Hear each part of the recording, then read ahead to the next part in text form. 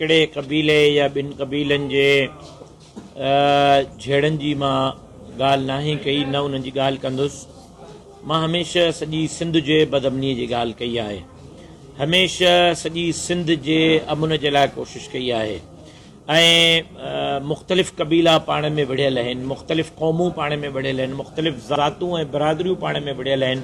ऐं हमेशह उन्हनि जे सुलह जे लाइ JUI अमली तौर ते इक़दामात खयां आहिनि। लेकिन मां बार बार चयो आहे त हुकुमरान अंधा, ॿोड़ा ऐं गूंगा आहिनि।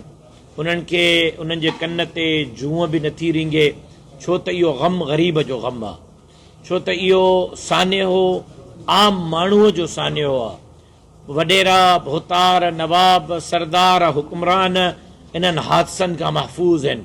जॾहिं उन्हनि इहे सदमा झेलिया ई कोन्हनि त उन्हनि खे ग़रीबनि जो कहिड़ो अहसासु। कल्ह जॾहिं मां रुस्तम वियो आहियां ऐं टैक्सी ड्राइवर जी मासूम नियाणी जूं दाहूं मां ॿुधियूं आहिनि, तव्हां सच पुछो त कल्ह खां वठी मां बेचैन आहियां ऐं बेक़रार आहियां। लेकिन इहा बेचैनी ऐं बेक़रारी हुकुमराननि खे छो नथी नसीब थिए? आख़िर हुकुमरान सिर्फ़ु लफ़ाज़ीअ खां कमु छो था वठनि? सरदार अली गौर ख़ान महर साहब जे बयान जो मां आजियाणो थो कयां, लेकिन हिकिड़ो ॾींहुं पहिरियां सरदार मोहम्मद बख़्श ख़ान जो बि बयानु आयो। सरदार मोहम्मद बख़्श ख़ान जे बयान ऐं सरदार अली गौर ख़ान जे बयान में ज़मीन आसमान जो फ़र्क़ु आहे। मोहम्मद बख़्श साहब जी गुफ़्तगू हिकिड़ी आहे ऐं अली गौर ख़ान साहब जी गुफ़्तगू ॿी आहे। मोहम्मद बख़्श ख़ान साहब फ़ैसिले ते ज़ोर थो ॾियारे, 8 ॾींहंनि में फ़ैसिले जो वाइदो थो करे। अली गौर ख़ान साहब ज़मानत खणण जे लाइ तयारु न आहे।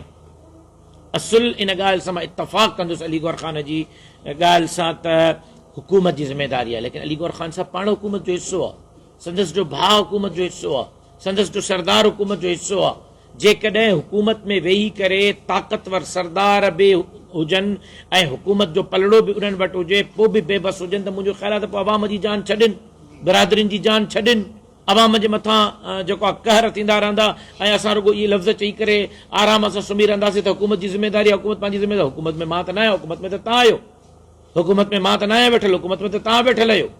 बेरहमाने ऑपरेशन जा मुतालबा पहिरें ॾींहं खां मां कयां थो। पंहिंजे पीउ जा गोलियुनि में परूण जनाज़ो खणण खां वठी करे उन ॾींहुं एम्बुलेंस जे छत ते बीह करे मां अमुन जी ॻाल्हि कई। अॼु 14 साल गुज़री विया आहिनि, मां अमुन जी ॻाल्हि थो कयां। मां 13 ॾींहंनि जा सिंधामन मार्च कया आहिनि, मां 6 ॾींहंनि जा सिंधामन मार्च कया आहिनि। मां पुछणु थो चाहियां सिंध जे सरदारनि खां, घोटकीअ जे सरदारनि खां, त जॾहिं JUI तव्हांखे दावत ॾिनी, इहो कमु सिंध हुकूमत खे करणो हो, इहो कमु वज़ीर आला खे करणो हो, अमुन जे लाइ संजीदा किरदारु हुकूमत खे अदा करणो हो।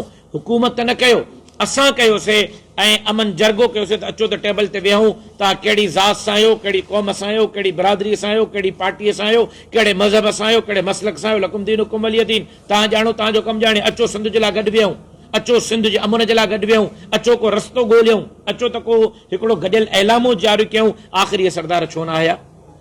उनजो